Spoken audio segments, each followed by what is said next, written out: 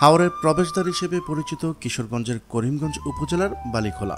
বালিখোলার খ্যাতি রয়েছে হাওরের তাজা মাছের জন্য।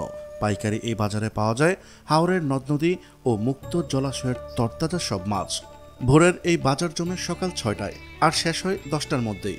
মাত্র ৪ ঘন্টার এই বাজারে কি পরিমাণ ও কত কোটি টাকার মাছ বেচা কেনা হয় তা জানাবো আজকের এই ভিডিওতে। চলুন শুরু করা যাক।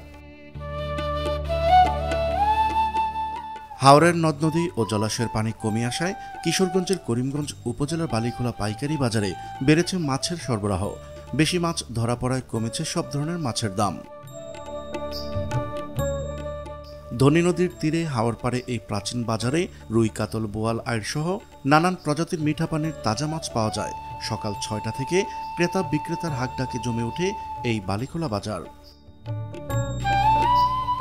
কুয়াশাচ্ছন্ন ভোরে মিঠা পানির তাজা মাছ বেচা কেনার এমন দৃশ্য হাওরের প্রবেশদ্বার হিসেবে পরিচিত ধনু নদীর তীরে বালিখোলা বাজারে দেখা মিলে।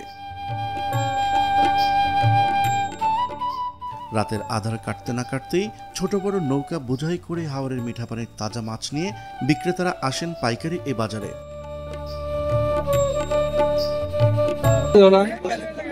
কত কেজি? কত? 550। প্রতিযোগিতামূলক দরদামে জেলে ও মৎস্য খামারের মালিকদের কাছ থেকে মাছ কিনছেন পাইকাররা। এরপর সেগুলো চলে যাচ্ছে ঢাকা, চট্টগ্রাম সহ দেশের বিভিন্ন স্থানে। বালিখোলা বাজারে অন্তত 7টি আড়ত রয়েছে। কিশোরগঞ্জের বৃহত্তম হাওর ছাড়াও পার্শ্ববর্তী হবিগঞ্জ, সুনামগঞ্জ ও নেত্রকোনার হাওরের মাছ এই বাজারে বিক্রি হয়। বালিখোলা বাজার আড়ত মালিক সমিতির তথ্য মতে এখানে প্রতিদিন প্রায় 2 থেকে 3 কোটি টাকার মাছ বেচাকেনা হয়। প্রায় 150 বছরের পুরনো এই বাজারে সকাল 6টা থেকে 10টা পর্যন্ত চলে বেচাকেনা।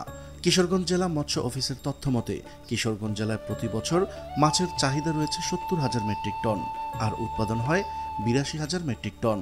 আগে 6 মাস বেচাকেনা হলেও এখন সারা বছর বেচাকেনা হয় এই বালিখোলা বাজারে।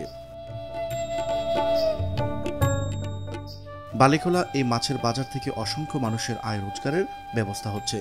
তাই ঐতিহ্যবাহী এই মাছ বাজারটি টিকিয়ে রাখতে নদীর পাশ দিয়ে বাজার লাগোয়া সীমানা প্রাচীর সহ সরকারের সহযোগিতা কামনা করেন স্থানীয় ব্যবসায়ীরা।